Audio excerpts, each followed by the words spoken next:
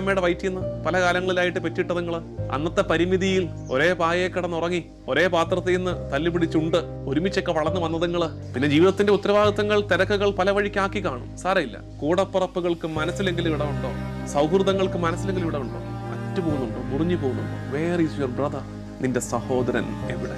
നിഷ്കളങ്കരെ വേദനിപ്പിക്കരുത്, അവരുടെ കണ്ണീര് രക്തം വീടരുത്. ഒരു കൂട്ടത്തിലൊക്കെ നിൽക്കുമ്പോൾ ആരെ ഏറ്റവും കൂടുതൽ കളിയാക്കുന്നത്? കൂട്ടത്തിൽ സാധുവിനെയാണ്. ആ പാവമാകട്ടെ ഈ കളിയാക്കലൊക്കെ കേട്ടിട്ട് തലയും കുനിച്ചങ്ങനെ നിൽക്കും. അപ്പൊ നമ്മുടെ വിചാരം ഇനിയും അവന്റെ മെക്കിട്ട് കയറാമല്ലോ എന്നുള്ളതാണ്. അവന്റെ നിശബ്ദതയെ ഭയപ്പെടണം.